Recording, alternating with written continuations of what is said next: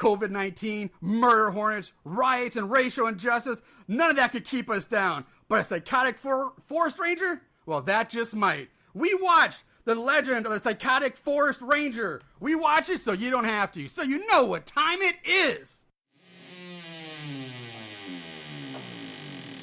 Horror, so bad and scary.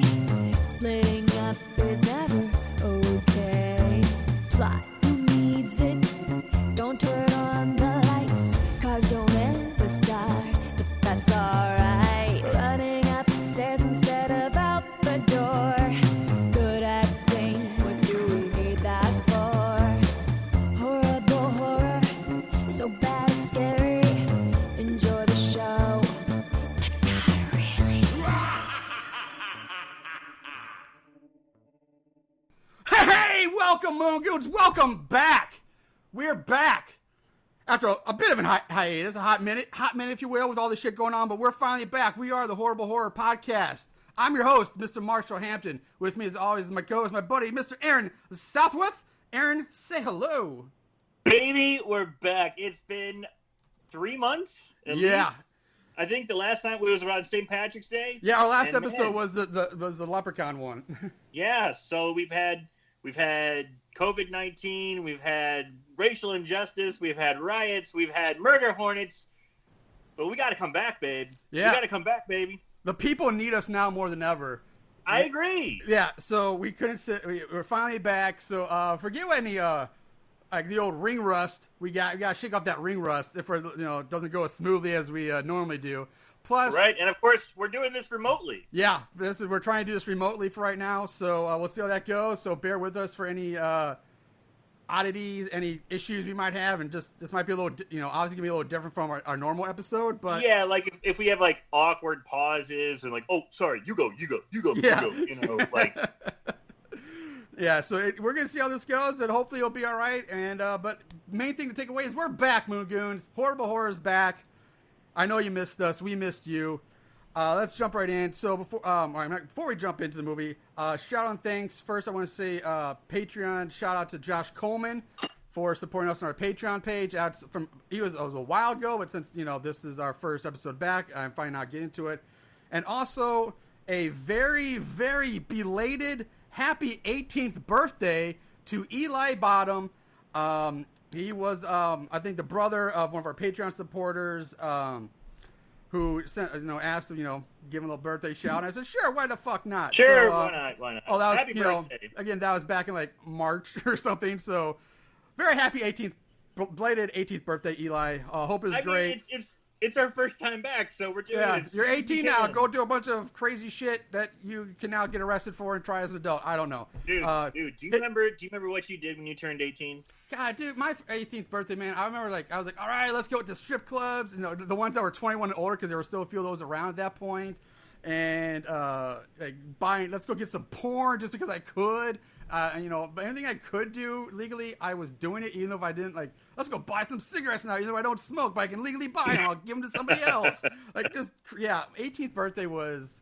Yeah, I think I bought cigarettes, porno mags, lottery tickets, all that stuff just on on my 18th birthday, and I was so happy, but I remember I didn't get carded. I was so pissed.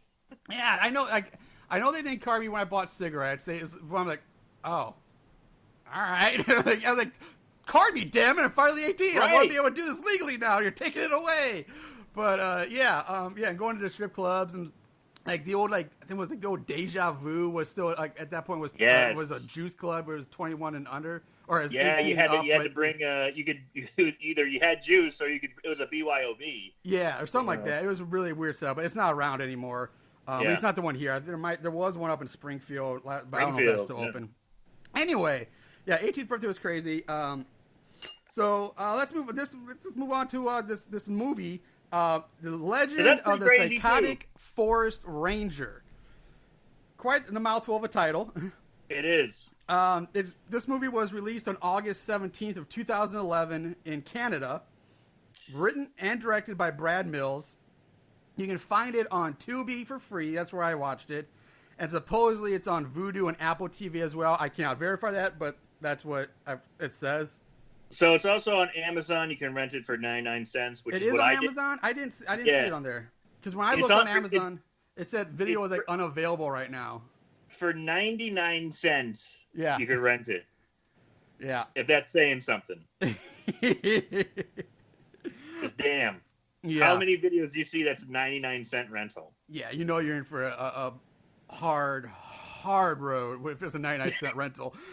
This was suggested to us over our break. Like, we were getting some video suggestions during our hiatus here. And this one was suggested to us by Jeff Bosniak, who has become kind of a regular supporter, and I get a lot of suggestions from him.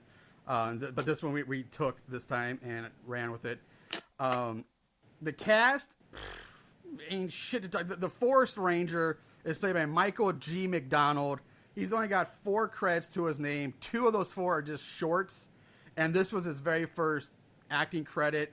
Michael McDonald also had a great career as a Motown artist. Yeah. I don't think it's that Mike. If that's not that Michael McDonald, he let himself go a bit. But the rest of the cast is all a bunch of like one and dones that you've never heard of and you're probably never going to see again. So I'm not going to go into that. And thank God. All right. So the movie, we opened 40 years ago, way back in the 70s, with a couple camping out in the woods. The dude is dressed for a night out at the disco rather than a weekend in the woods. Right. Like, he's wearing his tight pants and his big-ass, big-collared disco shirt, and he's got his porn mustache. Like, he is ready for a night at the disco, not proper dressed for the sideburns. woods. Yeah. And which I get, the girl he's with, dressed fine. You know, a little tank top, jean shorts. Okay, she's fine. Okay, hold on. The girl looked like she was from the 90s, though. She looked like she could be an extra in a Britney Spears video. Like, at least that guy looked like he was from the 70s. Yeah.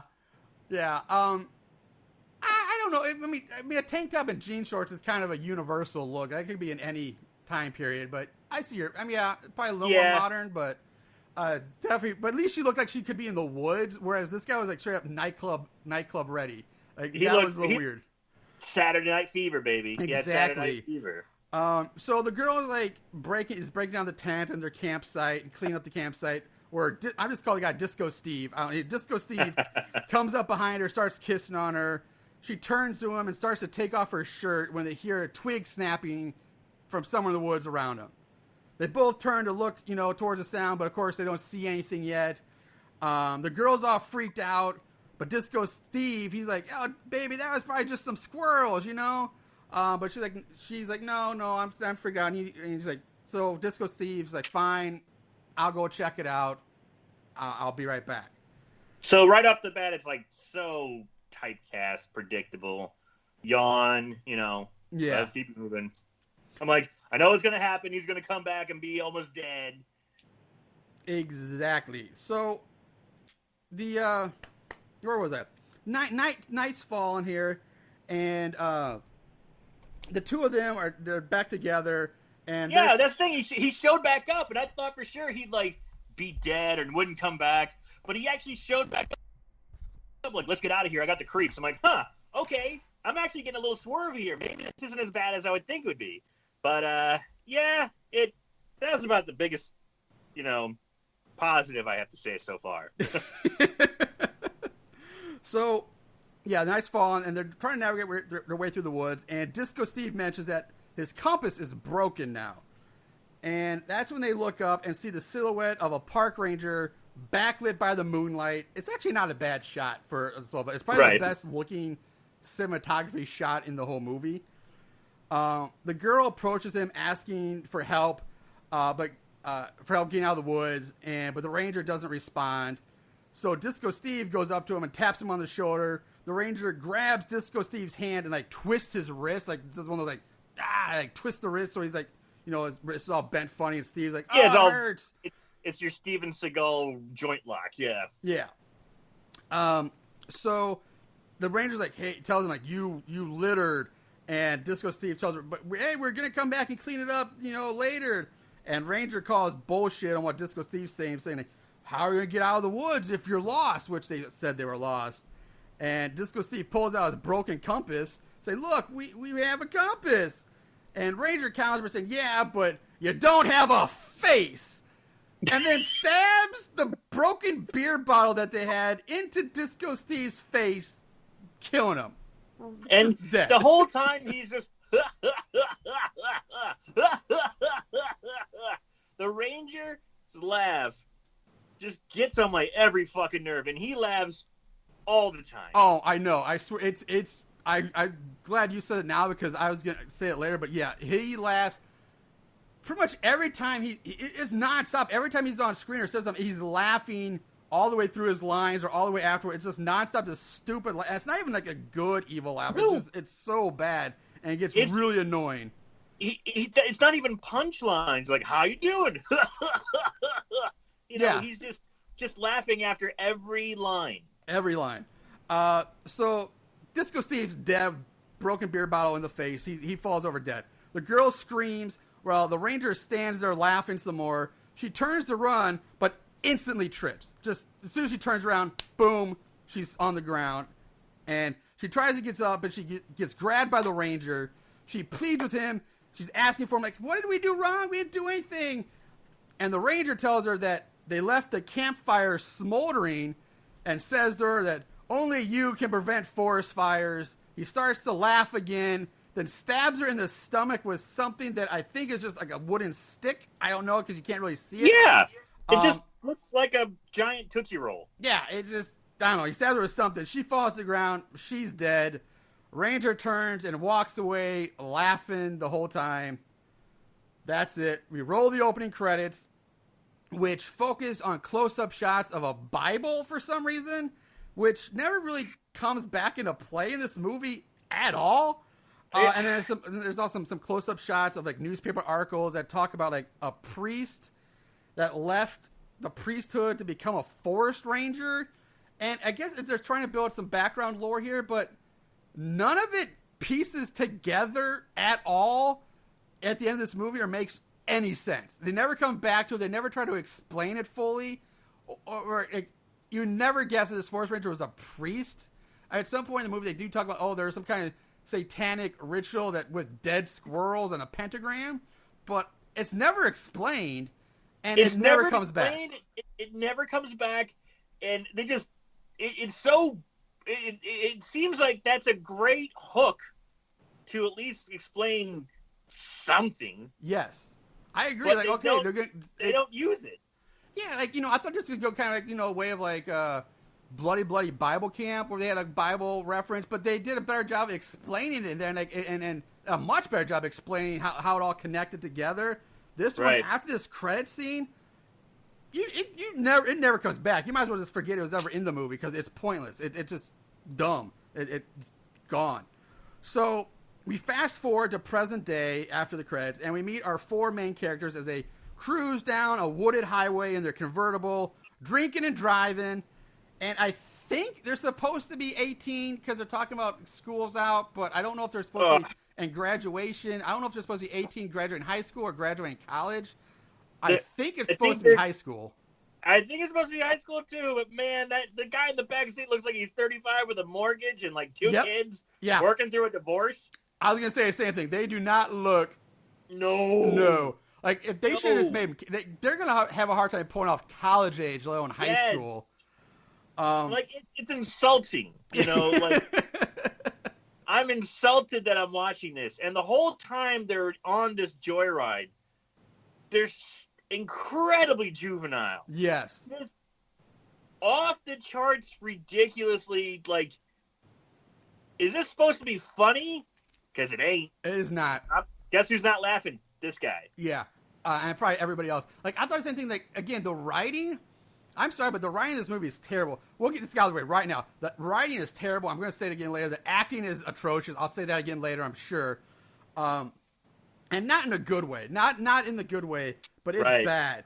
And like I said, the writing at this point, they're so juvenile, so I guess it makes you think they're supposed to be high school kids, but nobody really talks like that. And the writing, like, nobody, and to write that, it sounds like this was written when the guy who wrote this probably wrote this when he was in high school or junior high and just held on to it for years and then finally got around to doing it. I don't know. So we meet our main 4 characters. We have Bradley, the jokester. We have Beth, who is kind of the overconcerned, good girl, goody two-shoes brunette girl. Mother hen. Yeah. David, the jock, who wears a fake Letterman's jacket. And then we have Chrissy, the blonde, bitchy bimbo. Our main 4 characters so far. So while they're driving, they spot a hitchhiker on the side of the road. At least that's what they call it. Beth refuses to stop to pick him up. To which Bradley says, hey, if you're not going to pick him up, that won't stop me from pulling him down. And with that, he stands up in his seat, because it's a convertible, pulls his pants down, moons the man on the side of the road, while David throws his beer can at the dude, and they're laughing and hooting and howling like this, the coolest, funniest thing in the world, and they just drive away. As they drive away, it's clearly obvious that the man on the side of the road is the Forest Ranger. It's blatantly obvious by the clothes he's wearing. They don't really do a big job of trying to hide that, if you will, if they're trying to. After they pass him, Beth looks back and he's vanished from sight. He's just gone. And this scene goes on for a while longer, but it's just it's just filled with shitty dialogue. None of it matters. None of it relates to the story. Like it's so bad. Like I can't emphasize enough how it's bad. Like he gets out a cigarette and he's like, "Ooh yeah, I'm smoking a cigarette. You want something?" Like it's drugs, you know. And they're all drinking beer, but these cigarettes are like super cool. I love how they're drinking and driving like hard, like just not caring in the world about that. And again, they talk about like the guy's like, "I'm smoking now." Like he makes a big deal of like why Bradley's smoking. Like, "Hey, school is over, man. I can do whatever I want now." Again, a very 18, very like 17, just turned 18 attitude. So why I think they're high schoolers. Yeah. So eventually they pass this hand-painted sign that reads, "Turn back, abandoned road." At least that's what I think it's supposed to say. But I'm pretty sure whoever painted the sign just fucked it up, because instead of abandoned, the sign actually reads "Aband 1." It's clear they ran out of space to put the D on abandoned. It's just abandoned 1. It's how they spell it in Canada. Maybe maybe I would doubt that, but it's that French Canadian saying abandon. Abandon.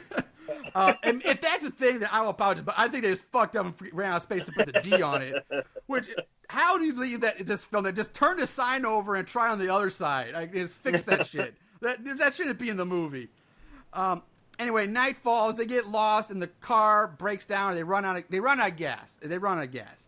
Forcing the group to grab some of their bags and hoof it down the road to look for somewhere to, after some, and they argue a bit as what they're going to do. But at this point, actually, I'm watching them carry things out of the car down the road, and I thought Marshall must love this, because every goddamn horror movie we watched before, when they're driving and they just make camp, you always go insane because you never see them unpacking the car and carrying their supplies. Yeah, well, I'm sorry, but if you're going to go camping, or we're going to go camping, and they film you better have some fucking gear. You don't just leave the house and show up at a campsite with tents and sleeping bags and cooking equipment, all this shit. You show them having the gear. Like, don't just make it magically appear out thin air. So yes, they did pull out backpacks from the trunk and some stuff.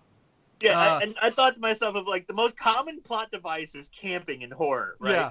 And I'm just letting them get a pass. You never let them get a pass. And this time they did it right. And so I thought that's like the one thing they did right in this movie. I will give them credit for that. They got that right. But so David decides to take the beer cooler instead of his backpack and his gear and his blanket. Smart man. Yeah, so he takes the beer cooler instead.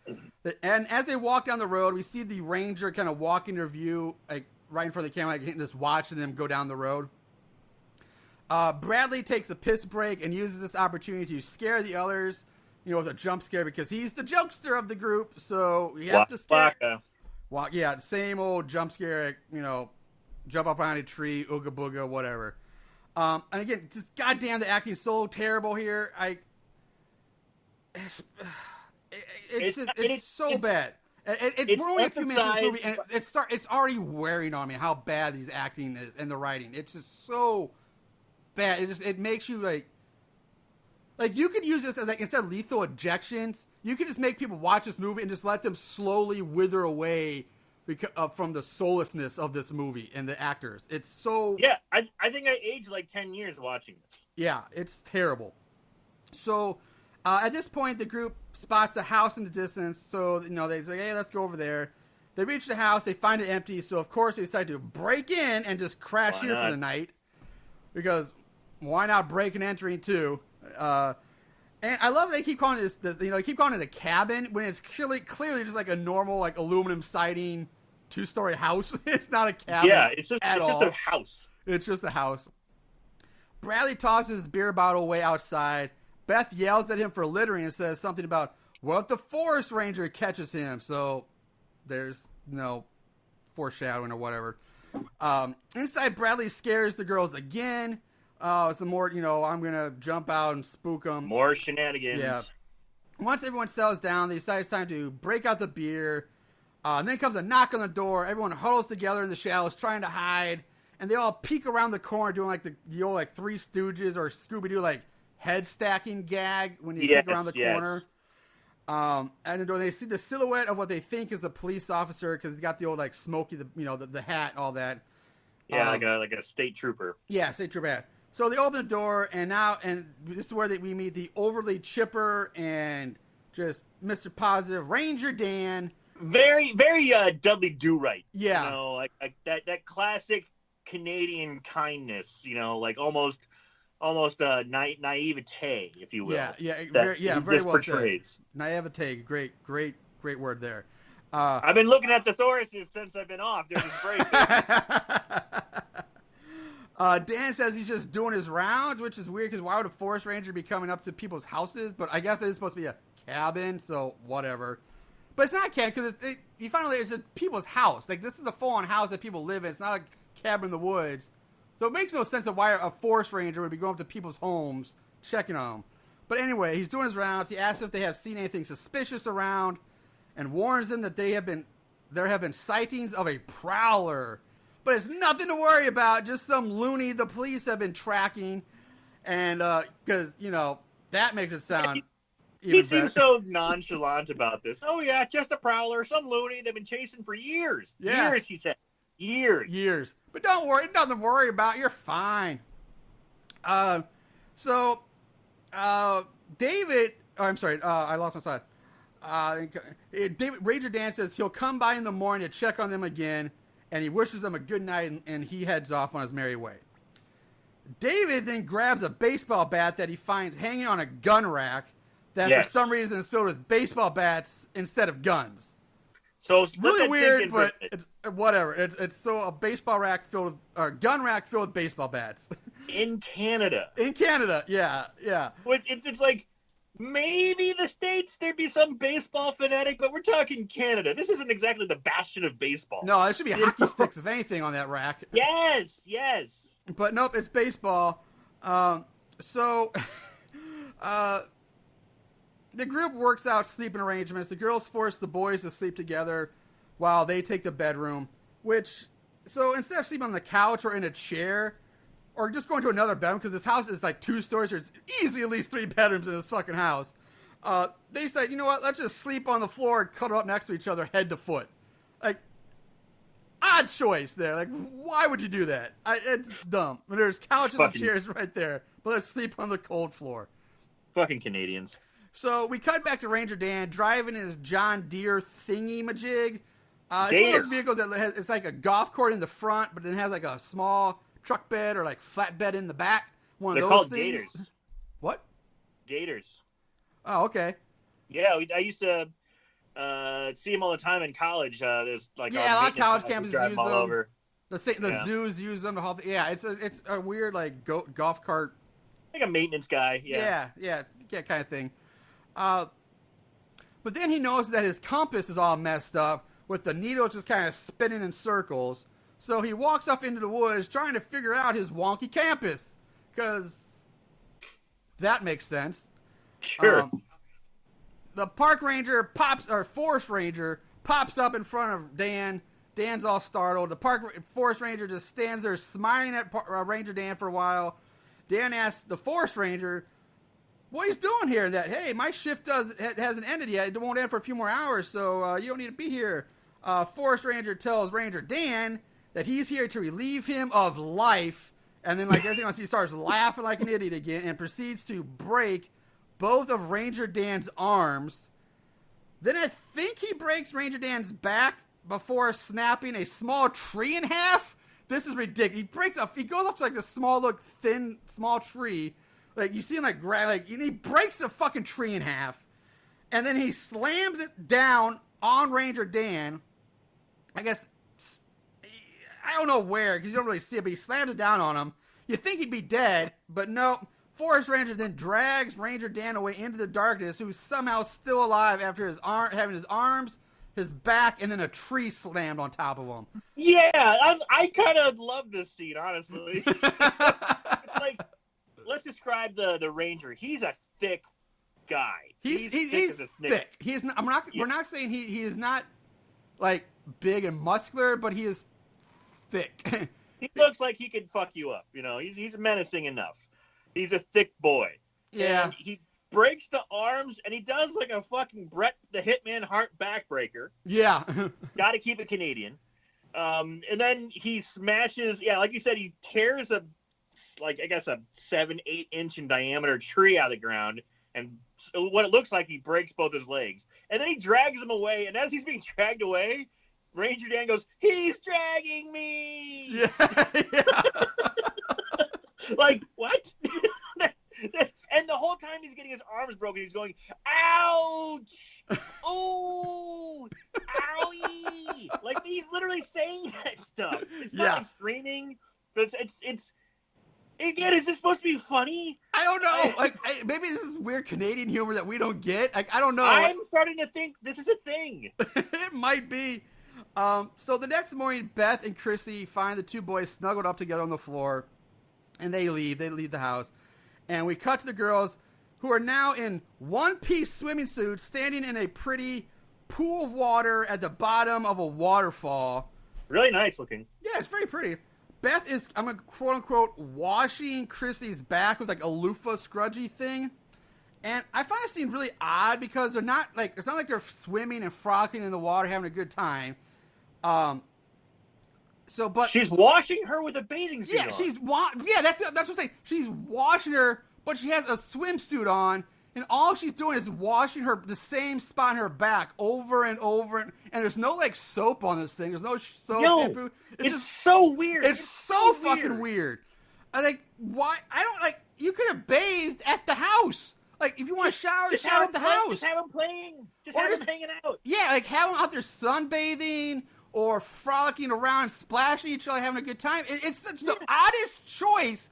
Why they just be standing there bathing each other in one-piece swimsuits, not even bikinis. It's not like this is if this is supposed to be like the sexy scene. Well, they fucked that up because there's nothing sexy about it. It just fails at everything. It's confusing and not sexy and awkward. It's Canadian sexy. So anyway, Beth mentions something. Hey, something touched my leg, and Chris like, hey, it wasn't me. After some more of that shtick, Beth looks down and spots something in the water. The girls scream. Beth grabs it, and it turns out to be a rubber latexy Halloween mask that for some reason is just on the bottom of this, like, riverbed or creek bed with the pool of this water, wherever this is. It's just there. Yeah. What? Like, where'd that come from? What? Yeah, and it's like, this is the kind of place where you pack out all your garbage. Like, you don't even shit in the woods, like, you pack, like, it looks that nice and that immaculate. It's so incredibly out of place to have this large latex mask, like, just there. It's not like it's a ratty place. It's a pristine looking environment. Yeah, there's no reason for this mask to be there at all. And it's not like, one of those things where, like, the Forest Ranger wears the mask, or, like, it's not like something like red herring or, like, a false. It's just stupid. It's stupid. Yeah, it's just horribly stupid. So the girls and I'm laughing it off, and the Beth tosses the mask onto the shore, and they go back, and then goes back to bathing Chrissy's back, or washing her back again. And now we get some POV shots of someone spying on the girls. We jump back to the The house. The guys wake up at this point. David gets up to see if he can get the power back on. And during this scene, we found that Brad is a virgin, which becomes a big deal throughout the rest of this movie. They won't shut up about it throughout the whole thing. We go back to the girls, and now they decide, let's go back to the house. And then they hear snapping twigs again coming from the woods. They freak out for a moment, but Beth decides it was nothing, that she's just being paranoid about the prowler on the loose. But then Chrissy shouts out that she saw something in the woods. The girls look, and we see a shadow of someone, like, dashing through the trees, like, in the shadows. The girls freak out, and decide the best course of action here is, instead of running away, to run back into the water. Yeah. And go deeper into the water. So that's what they do. They go deeper into the pool, the river, wherever this is, stop, and kind of huddle up together, kind of hugging each other tight and close. They scream, and they see someone wearing the Halloween mask, which we saw tossed back on shore, emerge from underneath the water right next to him. The girls scream and scream. The man removes his mask, and it's fucking Bradley again. Oh my god, I hate this so much. There's no fucking way that he'd be able to pull this off. At all. I mean, there's no way he gets into the water that deep without being... They're right there. They would spot him immediately. He has to get the mask that they toss on the ground without being spotted, and somehow get into the water, sink himself down there, and hold his breath long enough for this to happen. Like, I like how much you got so worked up about it. You shook your head and your headphones are coming off. Yeah. It's asinine. I hate that. It's so dumb. That sounded really bad. But trying to appease Aaron's sensitivities here, so I'm trying to cut back on a certain word. So I love it. So anyway, the whole scene just angers me. The girls get pissed off at Bradley again. Beth tells them that one day he's going to be the boy that cried wolf, and no one's going to care anymore. Which maybe something, again, doesn't really work, because he's not faking, like, getting attacked or getting hurt. He's scaring them. So saying he's the boy crying wolf doesn't make sense, because... Well, it's just shitty writing, because they're foreshadowing what's going to be happening later on, but it has no bearing on the previous pranks. Yeah. So it's just shitty writing. Yeah, it doesn't. It's really bad. It doesn't make sense. So we cut back to the group at the they're all together again, back at the house. They're eating a meal. I don't know if it's breakfast, lunch. I don't even know what time it is anymore. They're eating a meal. Beth says the plan is to find some gas for the car and then go home. That she doesn't trust this place. That she feels there's a dark energy looming over the whole place. Bradley calls her too paranoid and she just needs to relax. Beth is also worried that Ranger Dan hasn't come back to check on him yet. Really, like, what? Like, if a bunch of 18-year-old kids, I don't think would be worried that the Ranger didn't come back and check on him first thing in the morning already. They'd probably be like, yeah, thank God he didn't come by. Like, who cares? Yeah. They would not I'd be care. happy. Yeah. Be happy he didn't come back, because I don't want to get busted. Exactly. Because remember, we broke in and we're basically broken into somebody's house and we're squatting here now. Right. Let's not have any kind of authority figure come by. So Dave breaks up the tension with a little horseplay by giving Bradley a noogie and letting all the girls get on the action. And this bit is just fucking terrible. It's so forced. And again, the acting is absolute garbage here. It just drags. Bradley then says he sees someone watching him through the window, but of course no one believes him because he's always pulling pranks. Well, you pranking 40-year-old virgin, you. Yeah. He is finally able to get them to turn around, and we do see some guy, another kid, peering in through the window. He runs off as soon as they spot him. Beth shouts out, "It's the Prowler!" David grabs a baseball bat, runs after him, and the girls force Bradley to go with David as well. So David and Bradley chase after the guy. They chase through the woods and out to the road where they find the Peeping Tom and his group of friends who are all posing like next to or on the car. Dude, it looks like a scene out of a fucking 80s movie. Yeah. You know? It's like I'm waiting for like John high school movie, like a John Hughes movie or something. Yes. Or like an 80s music video. I mean, the girls are like, one girl like sitting like propped up, like on top of the car, like on the roof of the car. Another girl like leaning up against the hood, and like the other dude there's kind of standing there with his arms on his hip, like hands on his hips, like chest out. Like it's a fucking pose, man. Like who? It's so odd. Like who would just stand around like that? I mean, and they're just waiting. Like here he comes. Okay, everyone, go. Pose. All right, strike your pose now. I was like, all right. So now we meet 4 more characters. We have Kyle, who I think is supposed to be like the cool guy. He's the one that was looking through the window. Brent, who's the other jock, who's slightly chubby and wears a University of Nebraska jacket. With the A turned upside down. Was it turned upside down? Yeah, something was off about it. And so the first A in Nebraska is turned upside down. It looks like a V almost. Yeah, okay, I think you're right. Maybe, yeah. It's such a weird choice. Yeah. Again, really strange. Really strange. Maybe, maybe that's their way of getting around any kind of like copyright logo. It's not even like the Nebraska Cornhuskers jacket. Well, that's what I thought it was because it's an 80. It's red and white. It says Nebraska, so it's obviously the Nebraska Cornhuskers colors. And like an 80s style, the jacket is straight up from the 80s, that style. Yeah. So, I mean, first thing I thought was University of Nebraska. That's the first thing that popped in my head. But anyway, and then we have Amber, who's another brunette, and then Jenny, another blonde girl. Amber is pretty much pointless and has like no personality. She's just there.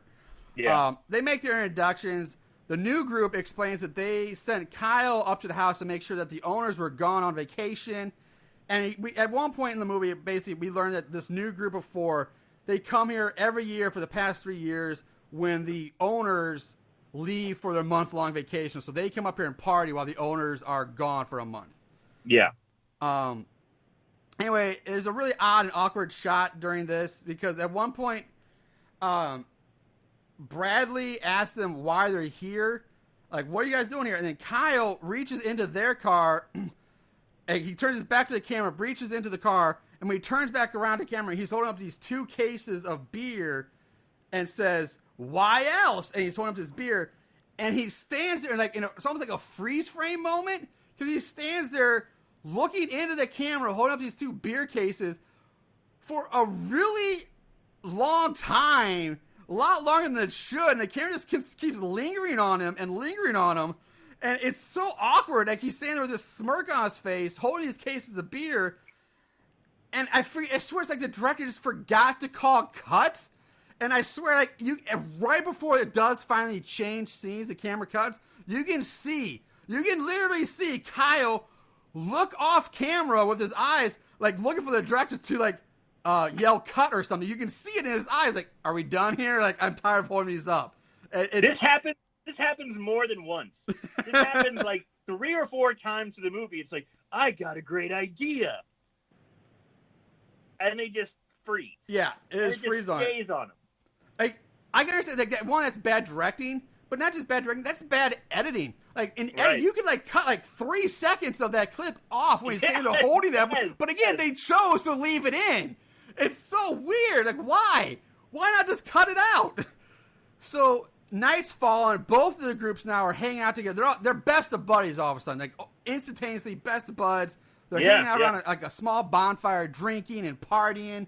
We get a campfire party montage here. We see everybody's coupled up instantly. Like, boyfriend, girlfriend, fuck buddies. Like, instantaneous. Everybody's paired off just like that.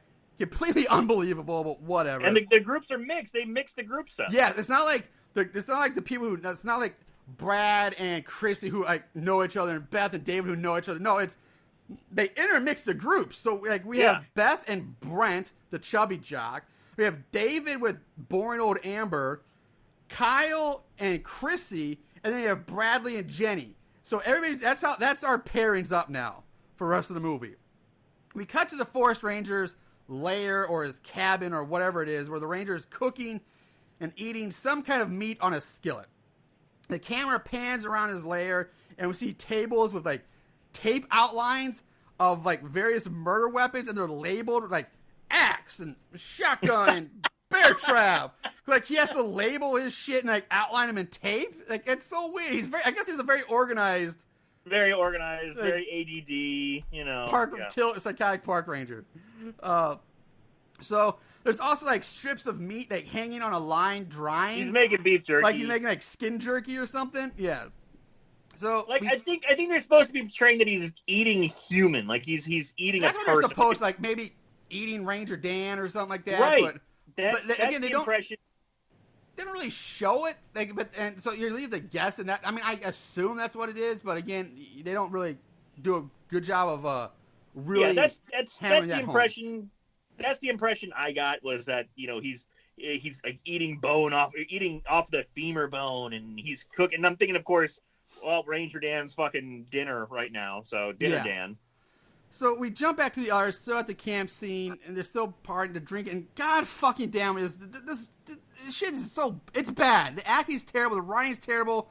It's filled with bad sexual innuendos, like non-stop sexual innuendos throughout most of this movie, and all of it's terrible. But they're so juvenile. Yeah, that's what I'm saying. It's so juvenile. It's not good, and it's not. And the problem is, it's not bad. It's so bad. Not in the over-the-top bad, funny like Terra Bloodfart Lake bad. That it's good bad. Just soul-sucking bad. It's just, I'm going to go in the woods and find some marshmallow sticks. I hope you find my stick. Yeah, I'll give you my stick. I want a little bit of wood. It's awful. Anyway, Kyle somehow ruins Chrissy's marshmallow stick by knocking it out of her hands. So it's now the stick's just ruined, I guess, because she can't pick up the stick, and she forces him to go find her a new one in the woods. So Kyle leaves the group, heads off into the woods at night alone to get a new marshmallow stick for Chrissy. We cut to Kyle in the woods. We get some POV shots of Kyle being watched from the shadows. Kyle then breaks his beer bottle that he has on a rock, and then tries using like the broken, jagged end of it to saw off a small branch from a tiny tree. Just break it, you bitch. Yeah, like just snap it off. Like who saws with a broken beer bottle? Like that's really the weirdest thing to try to saw wood with. So dumb. It's very dumb. So he hears a sound, and of course he thinks it's Chrissy. Like he's like, "Oh, you couldn't wait for me to get my wood, huh? I'll give you my wood." Some more shit like that. We jump back to the others where Brent is now telling everyone the ghost story / legend of the Psychotic Forest Ranger that haunts and stalks these woods with his magical compass that always leads him to his victims. We go back to Kyle, still trying to saw off the branch with a broken beer bottle. We see a hand reach out and tap him on the shoulder, still thinking it's Chris. He's like, hold on, I'll be right there, girl. The hand taps him again. Kyle stands up, turns around. Upon seeing the person, he drops his broken bottle and says, "Oh my God, the legend! You're the Forest Ranger!" The Forest Ranger then tips his hat and says, "At your service. Here, I think this will be sharper." And that he raises an open bear trap over his head, very slowly, by the way. Kyle just stands there watching this. Ranger brings the trap down over Kyle's head while laughing his stupid laugh the whole time. The kill is off screen. Always sees the blood splattering the Ranger's face while he laughs some more. Kyle's dead. Is this supposed to be funny? Is this supposed to be scary? Because I'm getting neither. Yeah. I'm getting annoyed. And I'm getting like frustrated with this style. And I'm starting to all of a sudden feel this might be a Canadian horror thing. Because I'm starting to get whiffs, starting to get a little smell of fucking No Mercy. You know? And I'm like, oh, motherfucker. Dude, if this is a Canadian horror thing, fuck them Canucks. Yeah, we have not had a whole lot of good luck with Canadian horror movies on this show. God bless them. Keep trying, you lovable Canucks, but we have not had good luck with Canadian horror movies so far. And this is not shaping up to be any better. So we cut back to the others. Chrissy mentions that she thought she heard someone scream. All the others tell her, don't worry about it. Have another beer. So again, very easily forgetting the whole thing about Ranger. Hey guys, the cops have been looking for a prowler looking around these woods forever. Hey guys, I heard somebody screaming. fuck it, have another beer. Fuck it. Fade into the next morning. Beth wakes up in bed next to Brent after their, obviously night of sex. She wakes him up. They head downstairs to join the others. They get some shit for being loud last night, for having loud sex last night. Everybody kind of makes fun of him for that. They realize that Kyle never showed up last night, but no one is really concerned. So No. that A, he either got too drunk, or B, he got too drunk and passed out somewhere, or C, he's playing a joke on him because apparently he's a big prankster too. So now we got two of them. Jesus Christ! Like, can we get more repetitive?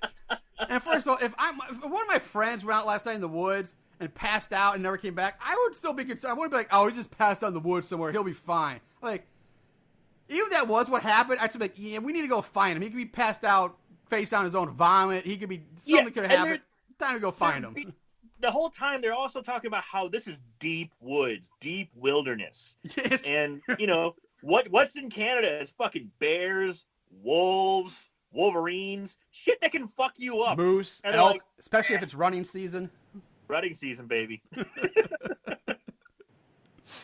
So yeah, again, they don't care about their friend. So David convinces Amber to come with him into the woods to gather more wood for the fire and to look for Kyle. Bradley then also gets Jenny to go in the woods with him too. So we got two couples going off into the woods now. Still making dick jokes. So yeah, still nothing but bad sex jokes. We cut to David and Amber. David's talking to her about how his compass isn't working again, or isn't working now. So he just throws it away. Like, fuck this thing, and just tosses it. Amber, and then tells Amber that he's going to go find water so he can cool off. What? Because he's so upset now. My campus is broken. I gotta go cool off, so I'm gonna go find some water somewhere. And just leaves Amber alone. What the fuck? What? Who does that? What? This is the most ridiculous, lazy, shitty writing. Like, I'm so mad. I gotta go find some water and cool off. I'm gonna leave your ass alone in the woods, bitch. This compass is screwy. Darn it. I'm gonna go cool off in some water I need to find. What? God damn it. Movie. Oh, the logic is, Jesus Christ. It's nonsensical. So cartoonish. So, and here's where I'm going to throw a point Aaron made earlier I'm about to bring up right now. Amber then decides that while she's waiting, you know what, I'm going to hang up a fucking hammock. Where the fuck did she get a hammock from? Beats the shit out of me.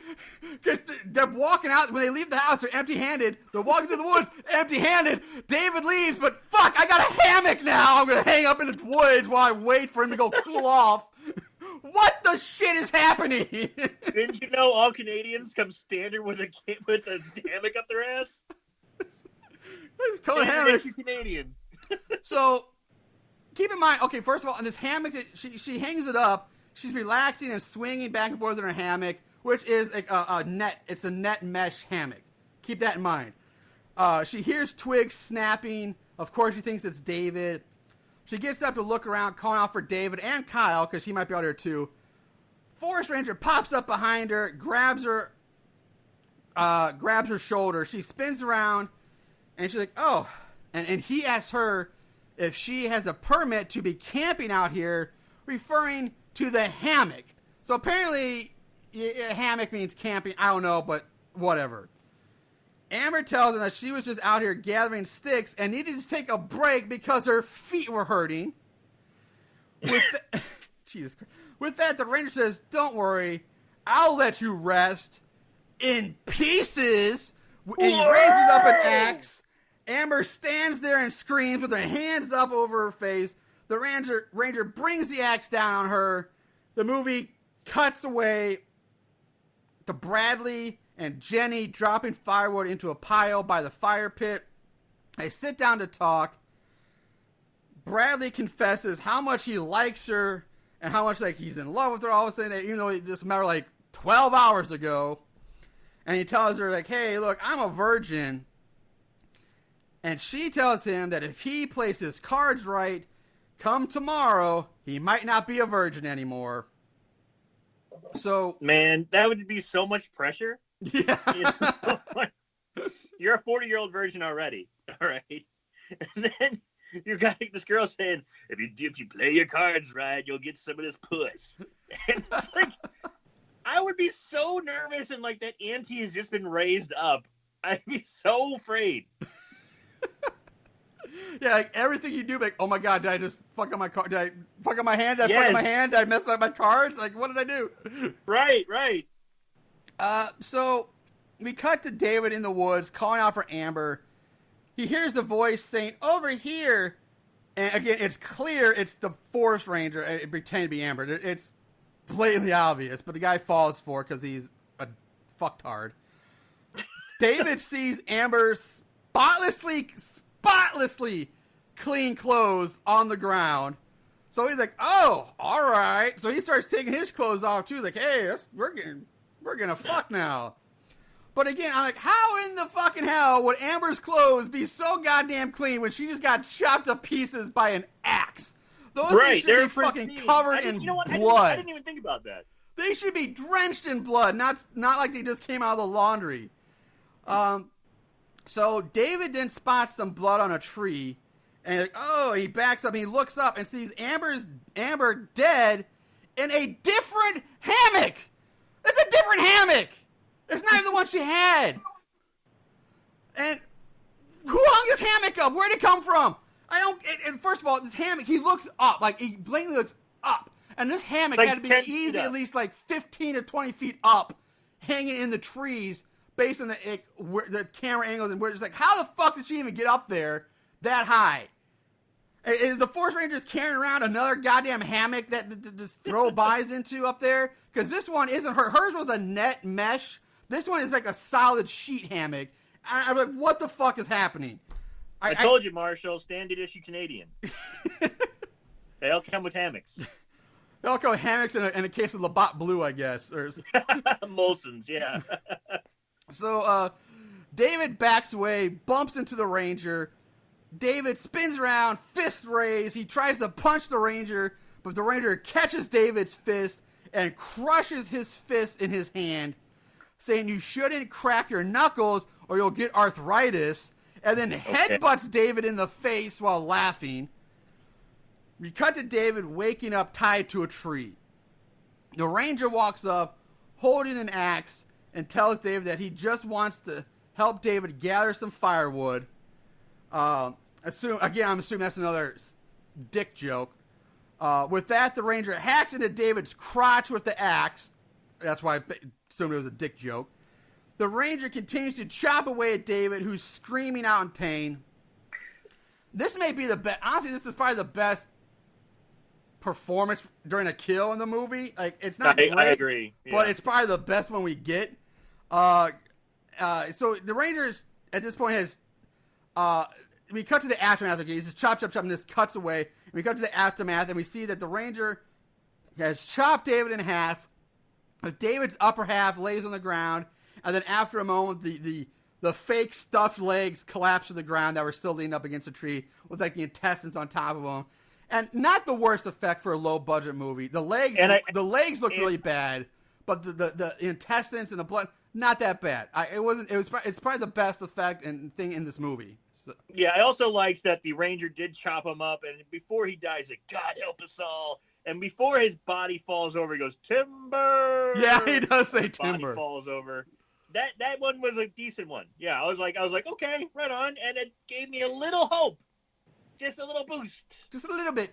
Just a little bitty bit. Just a scooch. We cut back to Beth and Brent in the kitchen. Bradley and Jenny enter the house now. Beth says that she's out of dish soap, but Brent mentions that he has some in his car because, of course, don't all college kids keep dish soap in their fucking car? Like, what? Really? Like, this is... Why even write this? Of all things, if you need an excuse to send somebody out to a car, don't make it be dish soap. 18-year-old kids aren't going to give a shit about, I'm out of dish soap. It makes it, I left my lighter out there, or I have another blanket out there, or I have, maybe I have a bag of chips out there. Something. Don't Dish soap is the lamest fucking excuse I've ever heard for somebody to go out to a car and get something. Especially for 18-year-old kids that nobody has a dish soap in their car. So, and at this point, the Canadian really starts coming out in these scenes in the dialogue. Yes. Because all the people are saying, I have it out in my car. I have to go outside. All the outs really becoming oots. You're really starting to hear that I have to go outside. It's really becoming very, very Canadian obvious at this point. So they all make Chrissy go out to the car because at this point she hasn't done anything to help with the dishes or the cooking and she hasn't done anything. It's like, you're going to go get it. So she gets to the car. She struggles to open the trunk with the keys. While she struggles with the keys, she keeps hearing twigs snapping in the woods around her. Which, although at this point, there's really not much woods around her. It's a pretty open area. But there's twigs snapping in the woods. So she hops into the back seat of the car and like looks out and sees a little kitten sitting there that came out of nowhere. Yeah. Like, what? Really? We're doing whatever. So Chrissy lets out a sigh of relief and sits back. But then when she sits back to relax, and she looks over to her right, and she sees the fucking forest ranger sitting next to her in the back seat. And I'm like, what the fuck? Here we go again. How in the hell did he get in the car without being seen? And even better yet, how the fuck did she not see him to get in? Because she would have been looking directly at his chubby ass to get into the car in the first place. This is so goddamn... This is a big boy. This is a big boy. And keep in mind, it's a two-door car. It's not a four-door. It's one of those two-door where you had to push the seat forward, and then they had to crawl in. So a big boy doing that is not easy. Riviera. It's like my old Riviera. Yeah. My old Duster was the same way. You love that car. I did love that car. My Geostorm was that way too. I love both those cars. So anyway, it's fucking goddamn stupid, and I hate it's so dumb. The Ranger holds up the keys and says, "Looking for these? Let's see if this one fits." And with that, we get what maybe the all-time worst and lamest kill we've ever had on this show. The Ranger stabs her to death with a goddamn car key. A fucking car key! Which, just like the rest of the kills, we don't really see. All we see is him stabbing something and blood splattering on his face while he laughs like an idiot again. He does say, "I think I found the key to your heart." And the camera maybe stabs her about 6 or 7 times. Yeah. With maybe half an inch of a key. No way would this kill anybody. I'm sitting there watching this. I'm like, okay, how many times is he going to stab her? Because it's got to be 200, 300 times probably he's got to do this. Yeah. After about 7, he just like gives up and she's dead. First of all, yeah, there's no way you could kill, like, they wouldn't be strong enough to like break through the breastplate, the sternum, to get to her heart, because I got the key to your heart, because he's supposed to have stabbed her in the heart, I guess. But when they finally show Chrissy, first of all, it cuts to her dead body, and it looks fucking bad. Considering the amount of blood we saw splatter on the Ranger, all we see on her is like a little bit of blood, one tiny little hole on her chest, which one is above where her heart would be. I'm guessing that's where it looks more like a small bullet hole than a stabbing. Yeah. And plus the fact that there's hardly any blood on her at all, and what blood there is on her is like coming from her mouth, not the stab wound. And on top of it all off, you can see her breathing. The actress didn't hold her breath for the shot. You can see her chest going up and down. She's breathing when she's supposed to be dead. I missed that. You know, and it's such a lazy. This is something that's an easy thing to do. The guy's a thick fuck. Just grab her by the neck and squeeze, and you can still do the stab. You know, you can still have that pun, but it would make more sense if he was just like strangling her / stabbing. That would make it much more menacing. Or you know what could work with the key? Stab her eyes out. Stab her in the eye with a key. Or you know what? Grab her by the throat, drag her halfway out the car, and slam her head in the car door or something. Anything is better than stabbing somebody with a fucking car key. This is going on my wall of shame if we had one for like lamest kills we've ever seen. I doubt we're gonna find one that tops this anytime soon. It's Car definitely key up is there. this is the worst I've ever seen. It's definitely up there. So we jump back to the others sitting around a table. They're talking. Beth's worried about all the missing people now. But still everyone was like, chill out. It's nothing to worry about. You know, that old shtick that, rinse and repeat that. Bradley goes to yell out to Chrissy to grab more beer from the car. But when they look out the window, no one can see Chrissy. Again, with the car being that close to the house, don't you think they should be hearing Chrissy screaming as she's getting stabbed with a fucking key? But no, that doesn't happen. They're too busy cranking Alanis Morissette. Yeah. Brian Adams and Alanis Morissette cranking that shit up. And some crash test dummies. Right. So, Brent looks in the trunk. Now, they all got to the car now. Brent looks in the trunk to find that everything is gone. And he goes to grab another bat from the gun/bat rack and tells the others that he's had enough of this prank. That even he's... And at this point, he even goes to break it down on how they're pulling this prank off, and that all the others are partying with his beer at his expense. Like where they did this and then they did that. He breaks it down, and he's getting irate at the idea that they stole his beer and they're off partying without him. So Bradley tells Brent that he has a better idea on how to get back at Kyle and the others, and we cut back to them inside the house, sitting at the table.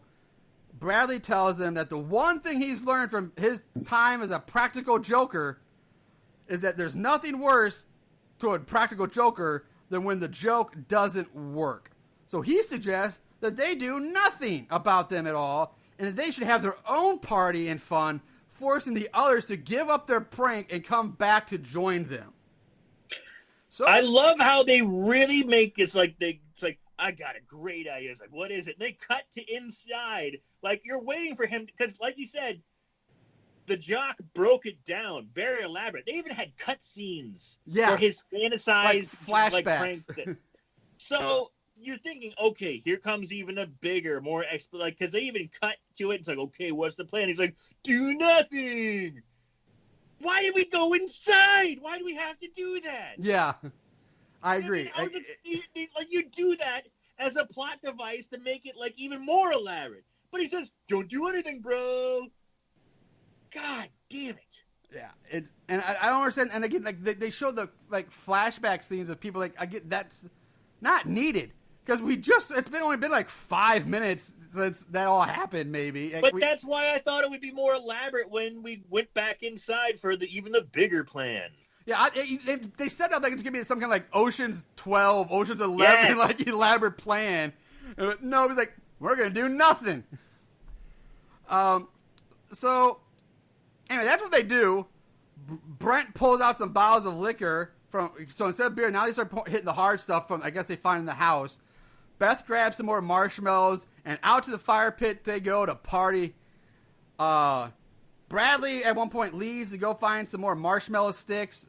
In the woods, he's alone in the woods now at night. He comes across Kyle's half-naked body strung up to a tree by numerous bear traps, which I find odd. Yes, he was killed by a bear trap to the head, but why would the forest ranger strip him down? Like, that's a little weird. He was not naked when he was killed. Like, this was done post-death. Like, the ranger's like, I'm going to take his clothes off and hang him from a tree. He stripped the girl down in the woods, and I guess he stripped down... I thought as he stripped the girl down as bait. Like, I'm going to leave the clothes here to make the guy think she's naked to draw him in closer. But yes, he did strip her down, but this is just weird. Anyway, so... where was I? Oh yeah, Bradley rushes back to the others, and he's like, "Guys, you gotta come with me." And they get back to the spot where Kyle's body was, and of course the body is gone now. He's gone. The bear traps are gone. The rope's gone. All and gone. This draws the ire of Blake. He can't take it anymore. Yeah, because now Brent, pardon me. Brent accuses Bradley of being in cahoots with the others. and that he led them away from the party, the campfire, so the others could come in and steal their booze and marshmallows.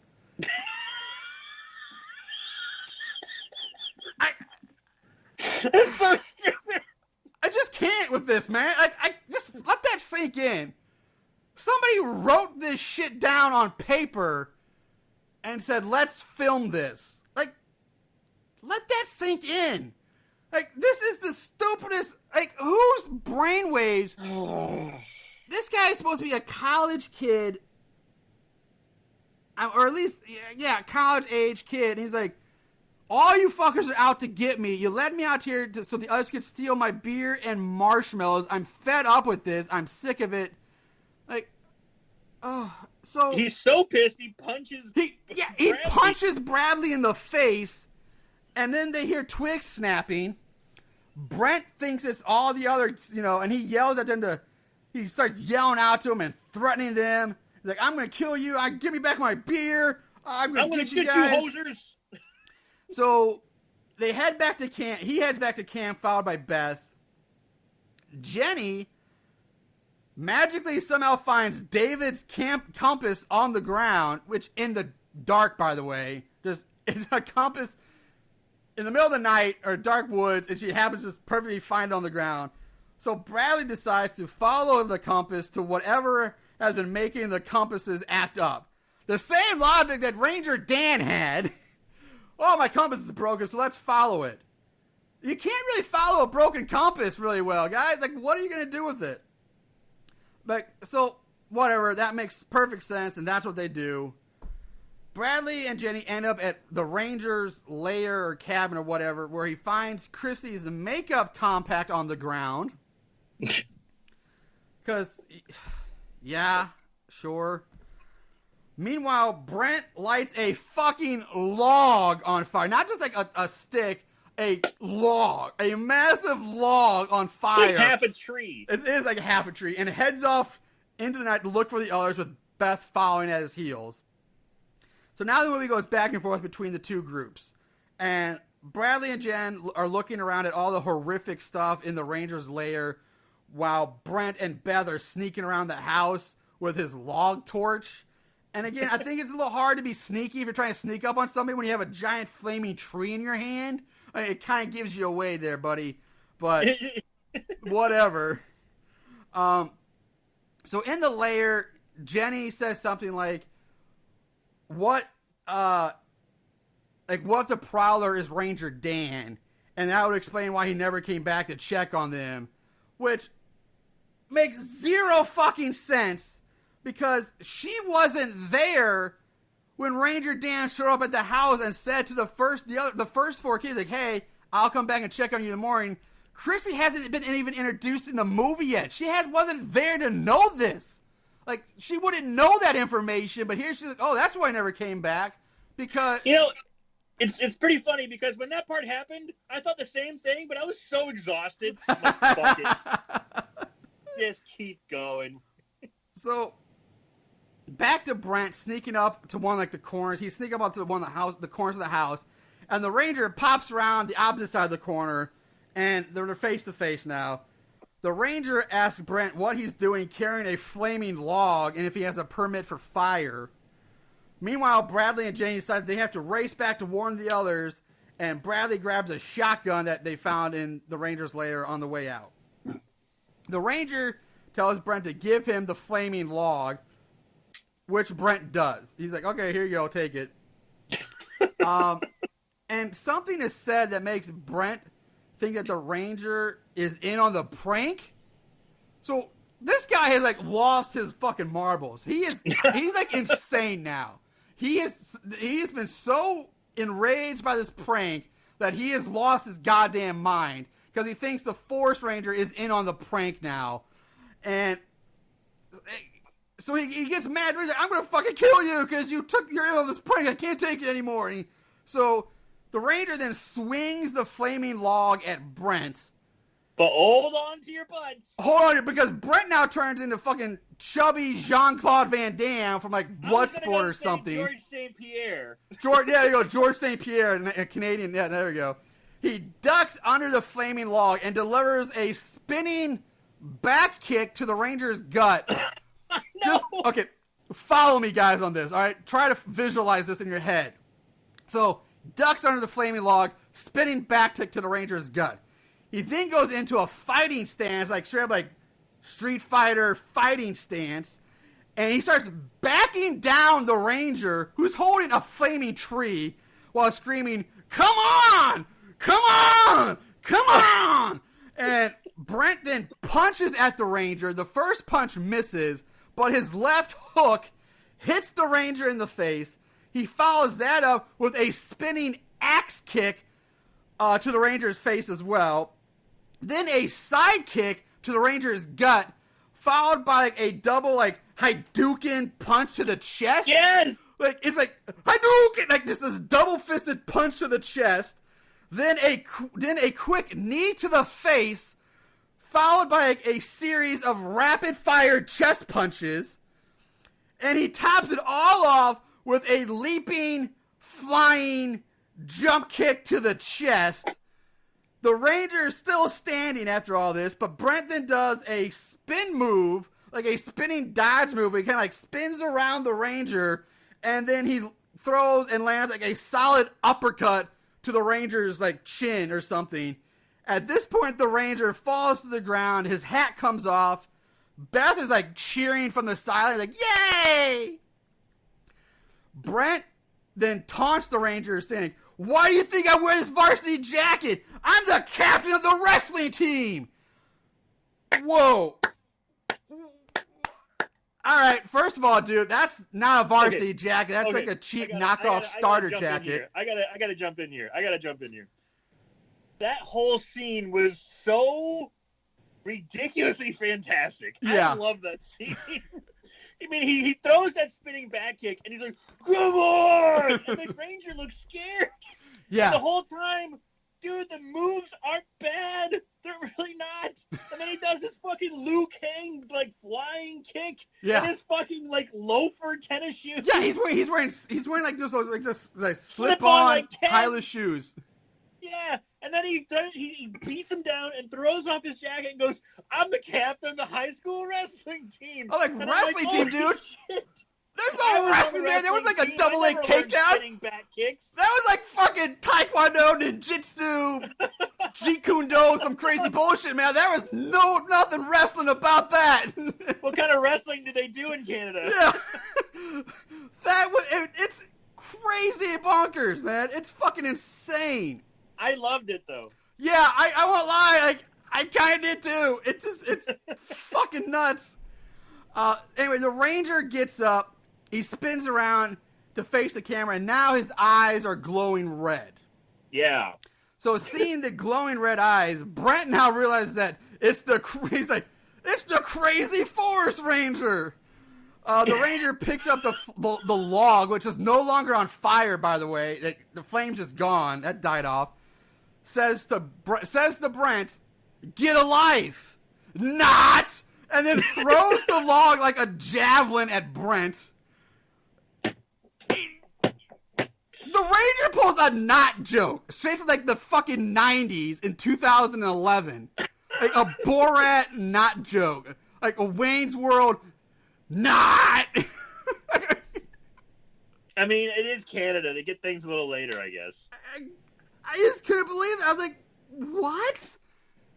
They really include, like, again, it made me think that this guy wrote this script when he was like back in junior high in the 90s or something like that. Like, and just left it in there. Like a not joke. So the Ranger throws this fucking tree, this tiny tree, like a javelin at Brent. The log completely impales Brent through the chest. Brent falls over dead. Beth screams and runs away. The Ranger calmly puts his hat and sunglasses back on and just stalks after Beth, who is running to the house. He corners her in the kitchen, says to her, "Coming back for seconds?" He grabs Beth by the wrist, because they're in the kitchen, of course. Beth then, this is so awkward. This scene is so bad looking. So he grabs Beth by the wrist And what I guess is supposed to happen is that I guess it's supposed to be like he's overpowering her and forcing her to the ground. But what we see is that Beth is like slowly and awkwardly lowering herself to the ground.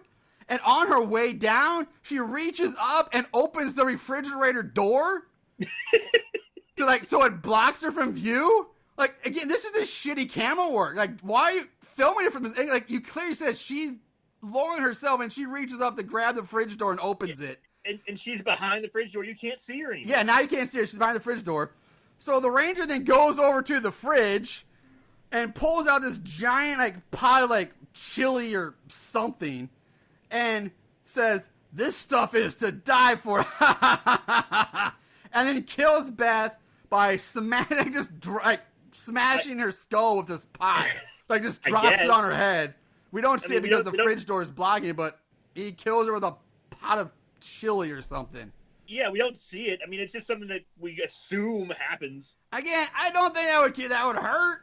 It might hurt your nose, give you a bit of a mark, but I don't see dropping a pot on your head would kill you, even if it is full of chili. But whatever. At this point, Bradley and Jenny return to the house. Also, let me ask you this. At this point, were you surprised that Beth died at this point?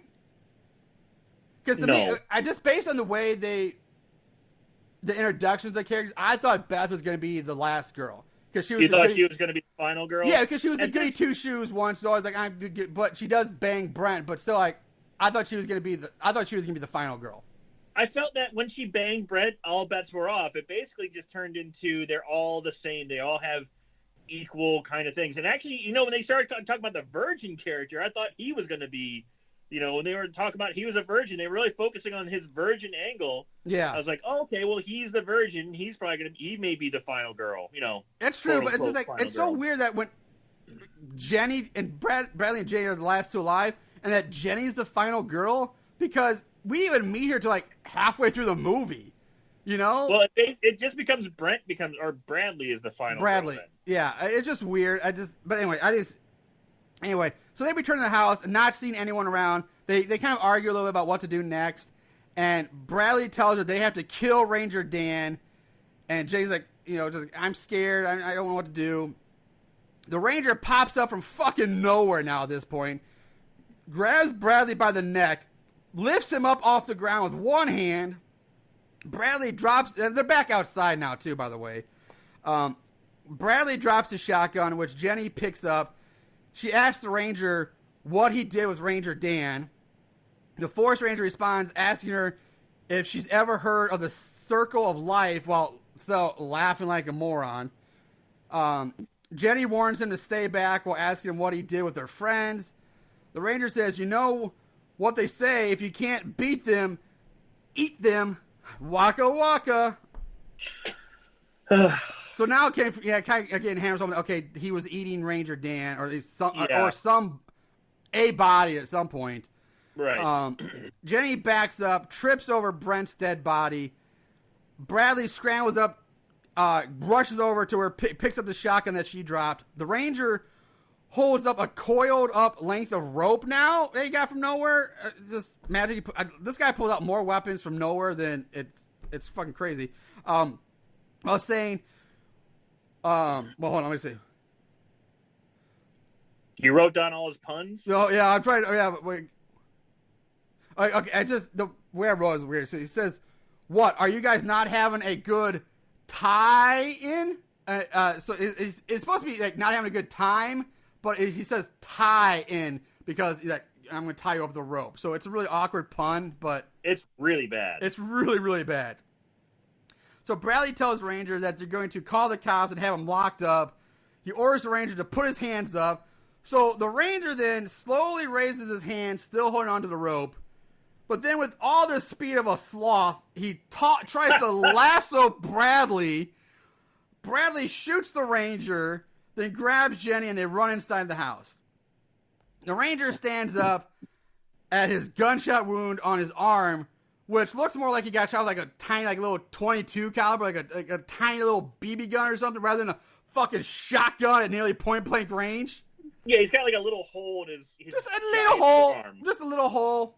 Like his arm, half his arm should be gone. Not just his arm, but half of him should be gone. Like, that was a point-blank shotgun range.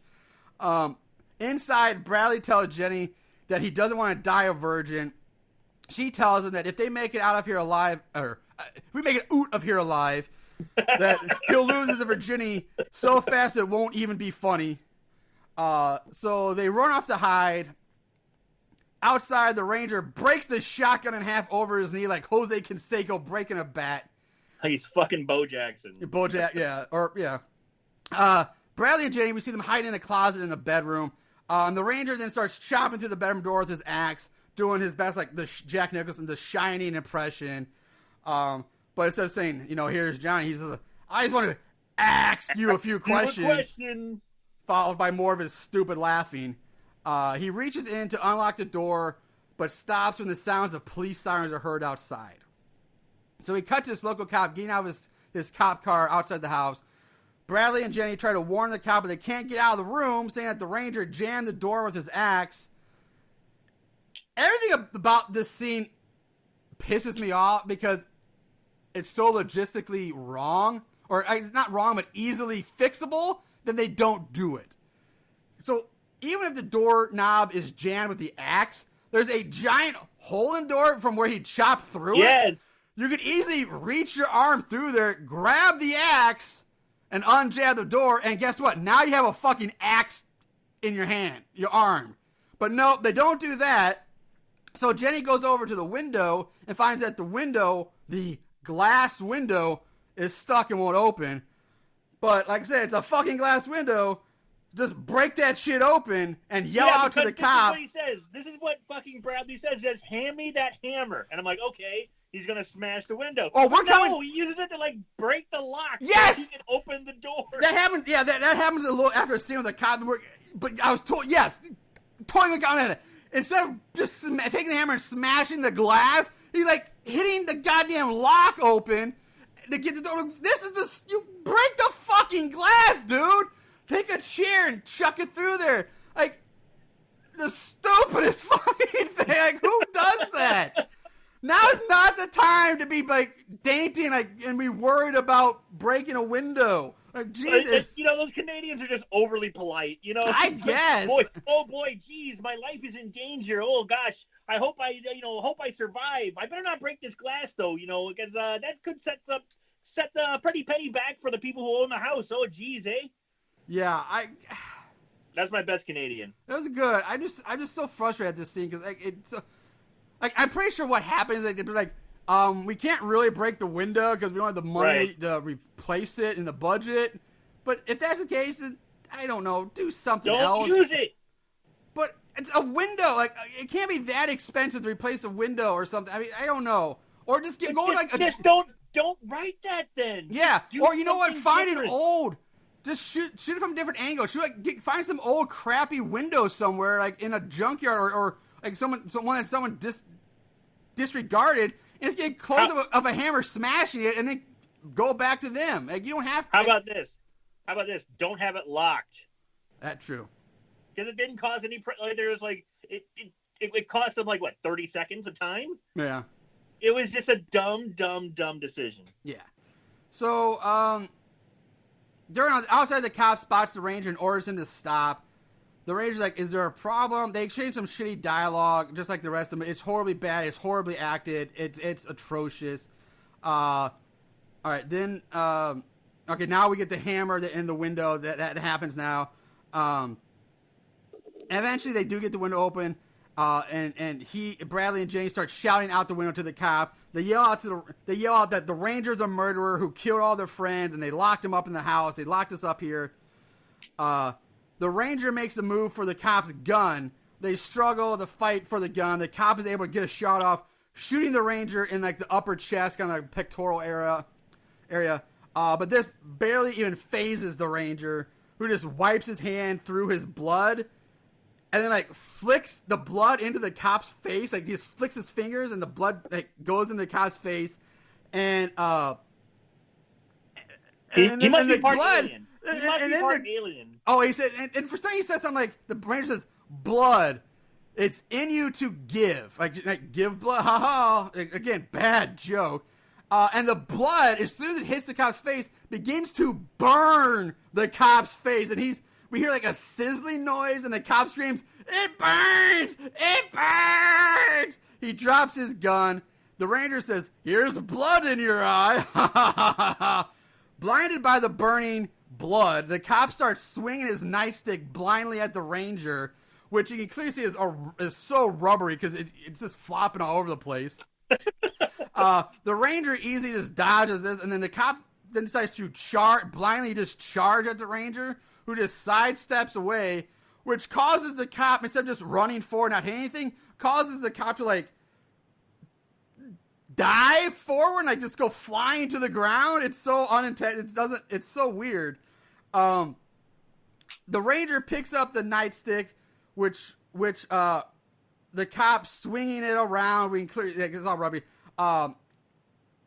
He says to the cop, they told you to leave. Oh well, in one ear, out the other. And with that, the ranger stabs the nightstick into the cop's right ear and through his head, making it come out his left ear altogether. Mind you, a nightstick jammed through the entire head of this motherfucker. Yeah. We're talking instant death, right? Yeah, it should be instantaneous death. 100%. But for some reason, he dies slowly. Wiggling and jiggling. Yeah.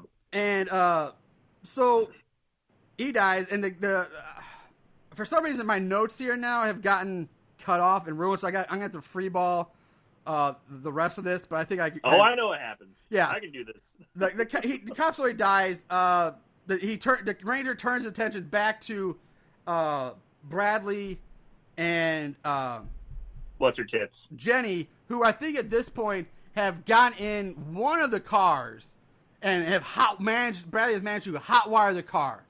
Somehow he hotwires the car together.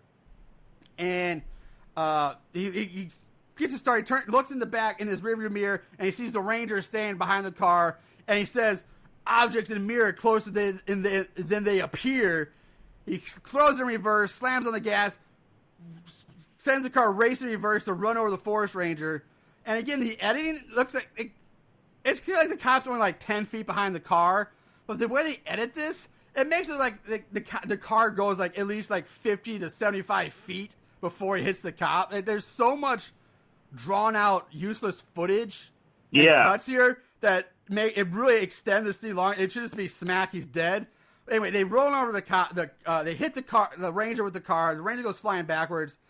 They get out to check on him, and we see that the ranger has been flown backwards and somehow impaled through some kind of like broken wooden beam or something. I don't know what this beam is from, but it's got a wooden beam impaled through his chest.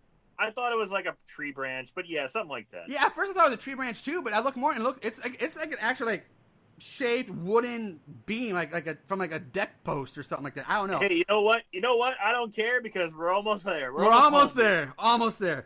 So they're like, "Oh, thank God he's dead. Let's go." And Brad's like, "Hey, you know what you said? If we survive the night, you know." And Jane's like, "Well, I did promise that. I hate to break a promise." And Brad's like, "Yeah, we don't want to start off our relationship on broken promises now, do we?" So they get back in the car, and she reclines the seat in the back, all the way down, and he hops on top, and they start going to Pound Town in the car.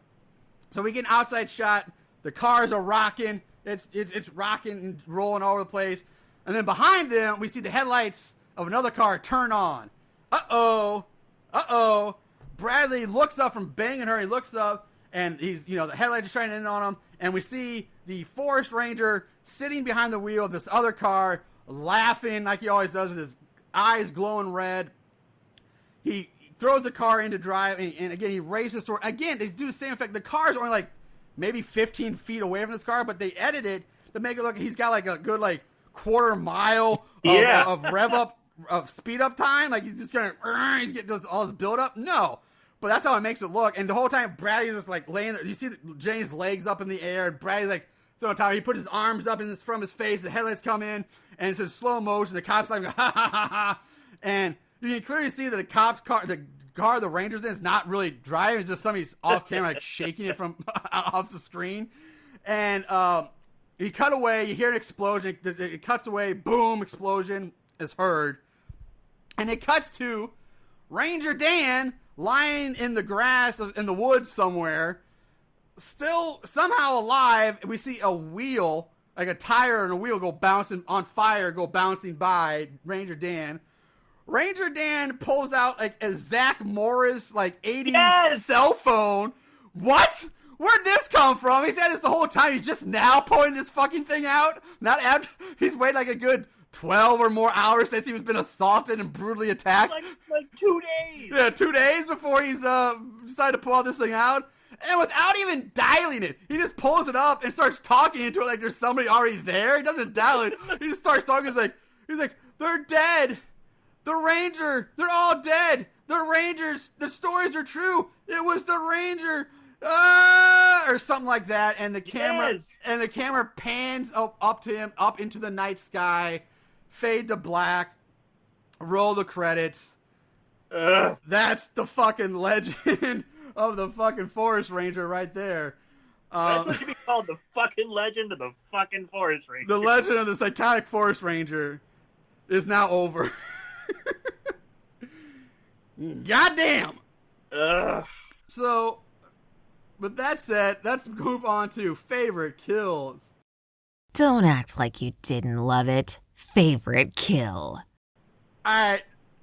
I know what it was not gonna be. I know that for sure, but favorite kills for the Legend of Psychotic Forest Ranger. Aaron, what do you got this week? Well, before I get into my favorite kill, I do gotta make a slight correction. You did a great job of closing it out by not looking at your notes, but you did forget a part where before they get into the car to escape, the Ranger's over them after he gets up from being impaled, and he's about to kill Bradley. And out of nowhere, there's a gunshot that rings Yes! out. Oh, yes, the cop! Head. And the cop says, "Not on my watch." As he has a goddamn nightstick to Yes! his head. Thank you! How could I forget that? The cop, who should be dead, comes to life, shoots the Ranger in the head, square in the forehead, from an awkward angle, by the way. Guy's got tremendous aim. And then dies, but gets just not on my watch, and then dies again. Yeah, not only does he have the wherewithal to survive, pull off an upside-down upward shot, and then he has just enough life left to say, "Not on my watch." Yeah, and then he dies again. Oh, I can't believe I ever forgot about the cop, but yeah. All right, thank you. All right, so Jesus Christ. All right, so what's your favorite kills, man? My favorite kill is I don't remember any of these fuckers' names. I don't care. It was the guy who got tied to the tree and chopped in half. That I actually liked. I did like that kill. I thought it was kind of cool. It was the best effect. It had somewhat of originality. I really haven't seen it before, like having a guy tied up and chopped all up the pieces and falls in two. I liked it. That was my favorite kill. Yeah, actually, I agree with you, too. That was mine as well. And it was David. His name was David. Yeah, that's the best. It's the best shot movie, or best shot kill in the movie. That's the one I guess they actually spent their time on and wanted to do, right? The intestines look solid. The effects for this movie were decent. It was the best looking one. It was also the most entertaining one. That was by David far screaming in pain while getting chopped was the most believable moment in the whole movie. At least for instead of saying "ow, owie," yeah, owie, owie. I mean, he was like like it was decent, So yeah, that by far is also my favorite kill, as well. So let's move on to the odds and ends. Just when you thought it was over, here comes the odds and ends. All right, ratings. IMDb gives it a 3.8 out of 10. Rotten Tomatoes, there is no official thermometer score for this movie, but it has a 43% audience score. God damn it. Gotta be Canadians watching, I guess. I don't know. And Amazon gives it a fucking 3 out of 5. Are you kidding me? Plot keywords. There are only 3 plot keywords. Forest Ranger, and Park Ranger. That's it. Lame. Yeah. Trivia. Writer and director Brad Mills and I think his wife, Elizabeth Mills, make cameos in this movie as the opening scene campers from the 70s. So the writer and director, that was them. And this film was filmed in Canada on Cape Breton Island in Nova Scotia. The only thing I say about that is because I think if I remember correctly, the original My Bloody Valentine was filmed in Cape Breton in there. Okay. So that's one Canadian horror movie that was actually good. Yeah. So that's it. That's all I got for trivia. Not much on this one, like I said, there's not much on these indies. But I'm so glad our first episode back from our hiatus, we do get to play the budget game. It's now time to play everyone's favorite game, Guess the Budget. All right, Aaron. Shit.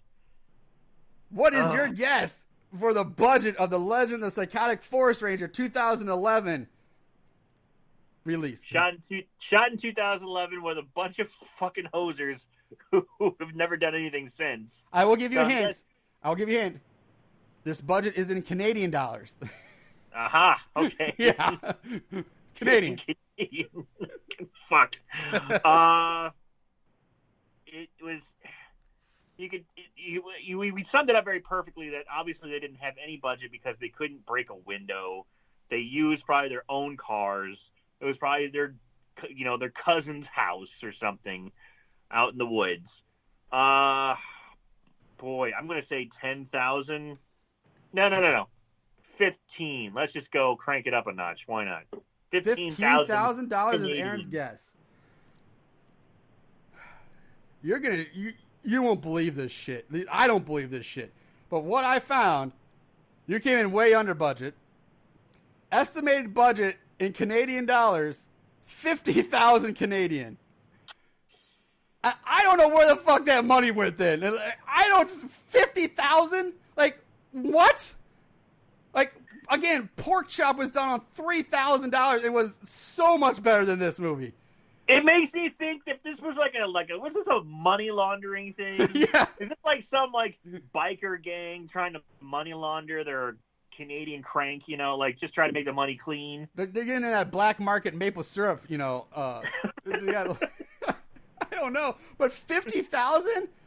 Come on, man! Like, Jesus Christ! Like, that's nuts. Yeah, I don't know about that, but yeah, but that's what I found. That's what it said. At least it's not as bad as Krampus. All right, so the budget was like $3 million. Yeah. That was so obvious. Something was fucked. There was some shady shit in that one. That was somebody having a good time with that one. A good little prank or fun. But anyway, that's what I found. Let's move on to the 5-star reviews. These special movies have a place in these special people's hearts. 5-star reviews. All right. So on Amazon, there are only 11 total reviews. 38% are 5-star, 34% are 1-star. Kicking off, we have Michael, who writes, "One of the funniest films I have seen this year. Well worth every penny I paid. 5 stars." Yeah. From Grimoire, "It was a good movie. A old school throwback to some awesome 80s horror and one of my favorites now. Good watch." 5 stars. Worst punctuation ever. He breaks throwback to some good, awesome, 2 exclamation marks, then 80s horror. It's one of my favorites. It's so bad. I thought you were just reading it weird, like you were having. No, I'm reading it as it was written. That's why it was. Margaret McClavey. Marguerite? "I love movies that are campy and don't try to be anything else. I just wish I could get more t-shirts. Had a friend grab one for me at the opening. If you're looking for a highbrow multi-million-dollar production, pass this one up. But if you're like me, love the Swamp Thing type movie, rent it and have a ball." 5 stars. 1-star reviews. Here we go. All right. From the Giant Squirrel. "No nudity, kills off screen more than on. Stupid attempts at humor, not worth watching if it were free. 1 star. Robert Beavers. Looks more like a high school project. And by the way, since I can't read it this way, I have to explain this. This guy spelled high school, H-I, school, one word. Nice. high school. And from Brian Lee Hart, this is all capital letters and all bold, by the way. I got it by mistake. Poor acting, no plot. It is terrible, pure garbage. Save your money. 1 star. Now, since there wasn't a whole lot to go with, I did go to IMDb, where there's only four reviews for this movie. I wrote Did you down, have to? What? Did Yeah, you I have wrote to? down 2. One rated is 8 out of 10. 8 out of 10. The blue-haired lawyer writes, I love slasher films. My favorite is the 1981 My Bloody Valentine, also filmed on Cape Breton Island. And I love films made in Cape Breton Island because I used to live there before the Canadian economy got bad. When I saw the trailer for Psychotic Forest Ranger, I couldn't wait to see it. 8 out of 10. Wow. So he Yeah. just likes where he used to live. Yeah, so it gives like, dude, come on. That's all right. And 1 out of 10 from Pat L. 1973. I really wanted to like this so much. The poster was great. The trailer was great. The theme song was great. I met the director and he was super nice and cool. I really wanted to like this so much, but it was horrible. Love 80s horror and am very cool with those that want to recapture that era. But sadly, most just miss the root of what made it great, and this is one of them. To get taught. That's what to get taught. He point. This film has a collection of bad actors trying hard to camp it up and be bad actors. So the film is like watching a nerd snarf milk out of his nose endlessly. The fuck. The magic of crap 80s cinema is that the actors were quinierly not great. I don't know if these guys were, but that's why these films are awesome. When you have bad actors trying to camp it up and be bad actors, it's totally lost. Brad's a good guy and will definitely check out his next flick. His heart is in the right place, but the direction on this is sadly off. 1 out of 10. So That's it. that's it. All right. Ugh. So that brings us to our final thought. We're gonna break this down now. Well, we already broke it down, but Aaron, close us out, man. What do you got? What final thoughts on this? I should say, yeah, so bad it's good, so bad it's scary. You know what we do. Yeah, I sympathize with the last reviewer. I wanted to like this movie too. I actually think the concept wasn't too bad, but they failed at every point. They failed on the humor, the shtick, and they did it just so shittily. They tried, but they just did it so poorly. They did it with the story. They had this idea of they had interesting things that could have worked. The Psychotic Forest Ranger who has somehow come back from the devil or has demonic powers, but they never talk about that. Never. And all of a sudden, his compass throws off other compasses, and that could be an interesting plot device. I'm just going to get angry and throw it and go storm off. They don't follow anything up, which seems like it's actually not a bad idea. It's not a bad plot device, but they never come back to it. They never explain it. They never talk about it. I don't mind the Ranger. He's a thick guy. He's convincing enough to be a killer, but he constantly laughs. It takes you right out of it. It doesn't give you any time to have any sense of fear from him. You're just bored, and you're hoping that he just gets done with this so we can move on and get back to our shitty lives. God damn it! This movie had possibilities. But god damn, is it fail in execution? So bad it's scary. Yeah. I can't really say anything else. I'll argue against that as well. 100% so bad it's scary. I too, same thing. I kind of wanted to like this. I was hoping we were going to find kind of another Terror at Bloodfart Lake kind of so bad it's good, fun movie.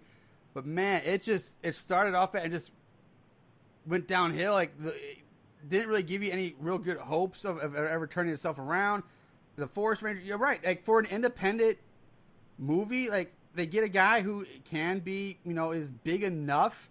He's a little on the short side, it looks like, but he's thick enough to kind of make up for it. So, I mean, he's passable as a physical presence. But right, if you're gonna focus on the credits so hard with this devil worship and priest stuff and all this stuff, and tie it into the movie. Do something with it. They lost it. They just lost what could have been something kind of fun, and it just fucked it all up. Like, I don't even know what else to say. This movie is terrible. Like, don't watch this, man. Just stay away. Like, it's not fun. I unfortunately watched this thing twice, and I just feel, like you said, I feel 10 years older after watching it. Like, it's not good. So yeah, this one was. Like I said, I started to get notes of No Mercy, and I don't know if this is a Canadian thing, but it's just really like they're very similar in a sense. It's like a group goes out in the woods, They meet another group. They both party together. And then the stalking killer has really shitty puns that aren't funny. They're just eye rollers. And they're so forced. It's like the writer, like, I have to come up with some kind of pun for every kill when you don't need to, like, and he was just forcing them. They're so bad. So bad. So there was a lot of similarities in that. And I'm hoping this isn't like Canadian sense of humor, because Kids in the Hall was funny. Yes. Okay? Yeah. And that's Canadian. Yeah, Kids in the Hall was funny. What happened, Canada? What's going on, man? You've let me down in the horror department. Yeah, and they think about, like, again, this was released in 2011, and it's got a not joke in it. I mean, maybe if this was 2001, maybe it's a little more, maybe, but 2011, and you're putting a not joke in? Even 2001, we'd be rolling our eyes. Yes, but I'm saying at least then, it's still closer to the 90s than now. I mean, my God. It's still within a 10-year frame. Yeah, like, we're 20 years. Like, that's like, God, it's, what the fuck, man? So, anyway, guys, don't watch this movie. Just stay away from it. But I do want you to say thanks to Jeff Bosniak for suggesting this movie to us. So, thank you, I guess. But keep your suggestions coming, guys. If you have any suggestions, send them our way via either our Instagram page, or you can email us at sobaditsscary@gmail.com with your movie suggestions. Check us out on Patreon. I know things are rough for everybody right now, but even if just $1 donation helps us out a lot with keeping the show going now that we're back to it. So other than that, we're glad to be back, man. This was a little rough. I know we had a little rusty here. You had to get the flow going again, but it's thrilled to be back. I'm really happy to be back, and we'll be back hopefully next week again. We have an interview lined up with one of our Hall of Famers. I'm not gonna say who yet, but we have one of our horrible horror Hall of Famers. We have an interview lined up with at the end of the month, so that'll be fun. Yeah, I just wanted to try. I mean, again, we're on video. Like, we have a delay, so I've been trying to cut in here. But yeah, I just want to thank all the Moongoons who have been reaching out to us, asking if we're okay, if we're still going to be podcasting, because it's been a long time. But I appreciate everyone still reaching out to us. It makes it kind of validating that actually people listen and are enjoying what we do, because we do this for fun. We do this because we like to do it, but it's also nice to have some validation. So thank you all the Moongoons out there who actually thank you for sticking. I'm sure we probably lost a lot of listeners over this time, but hopefully they'll come back, spread the word. And those of you who are stuck with us, again, thank you very much. We love you guys. We appreciate you so much. So now, remember, watch more horror movies and always keep it tight.